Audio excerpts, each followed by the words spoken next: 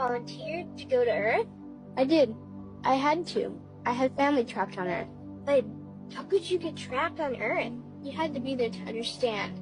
On Earth, you wouldn't remember anything. What do you mean you wouldn't remember anything?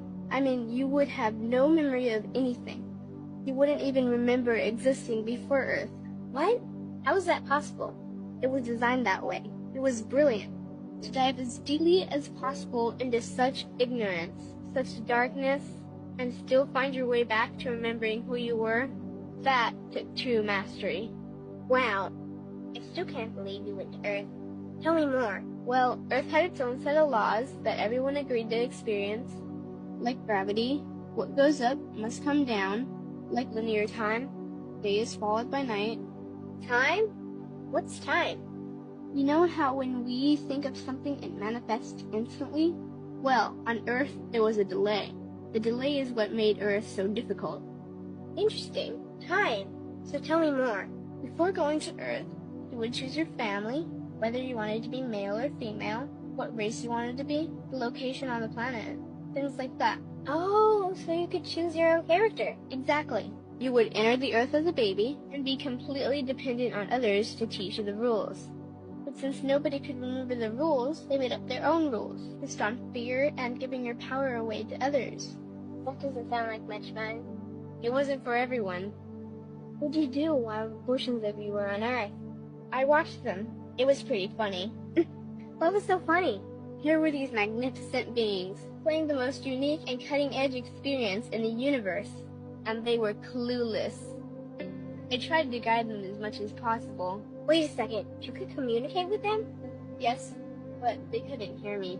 I would show them synchronicities, or send them impulses to help guide them, but they couldn't see the signs. Why not? They didn't trust themselves. So is that why they sent out a call for help? Exactly. Is that when you went? No, I didn't go until later. First volunteers, they had it the worst. What do you mean, had it the worst? Well, they killed them. What? They killed the volunteers. They killed them?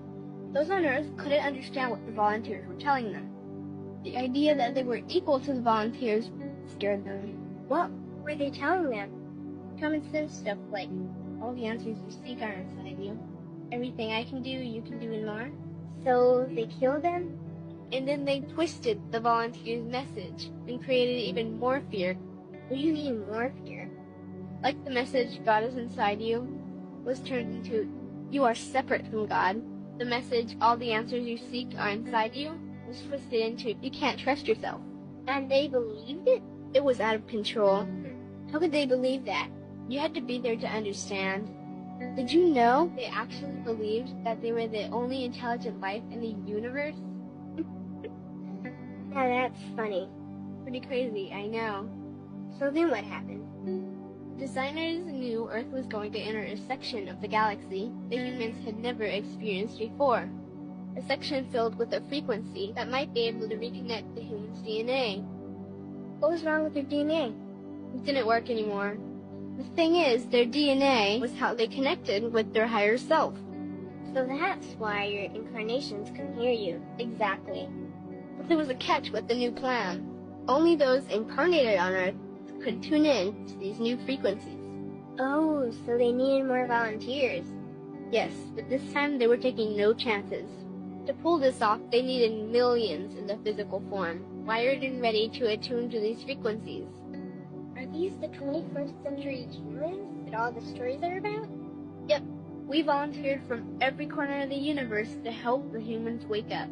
What did the volunteers have to do once they got there?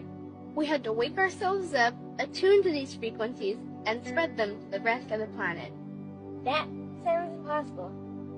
Most of us watching the Earth experiment didn't think we could pull it off. So what happened when you got to Earth? Once on Earth, we were taught the same fear-based beliefs that had been handed down for eons. We lived just like everyone else, totally clueless to who we were and what was getting ready to happen. But as soon as the Earth entered this amount of frequencies, we started to question everything, and one by one, we started to wake up. So the plan was working. It was. The more we trusted ourselves, the quicker we reconnected. And the faster we started to remember what was happening. And since we were spread out evenly all around the planet's frequency began to rise quickly. What happened when the planet's frequency began to rise? The humans' experience of time began speeding up. They started manifesting their beliefs faster and faster. Those consumed with fear created even more fear, and eventually Earth just spun out of control. What do you mean, spun out of control? These low-frequency beliefs that had controlled the human experience for eons could no longer exist, so they began to self-destruct, and the world fell into complete chaos. That sounds terrifying. It was for those living in fear, but for us volunteers, we all knew it was the end of the old energy and the beginning of the new.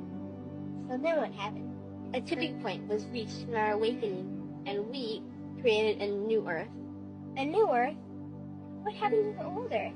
It continued on, allowing those who could not let go of their fears to play out their lessons. But for us, we created a new Earth that matched our higher frequency. And as easy as that, all the fear-based beliefs simply fell away. In an instant, we remembered who we were. We knew we were all connected, and we stopped hurting each other. We started respecting each other, started loving each other. We took back our power to create. We created a new Earth without fear. Wow, so the legends are true.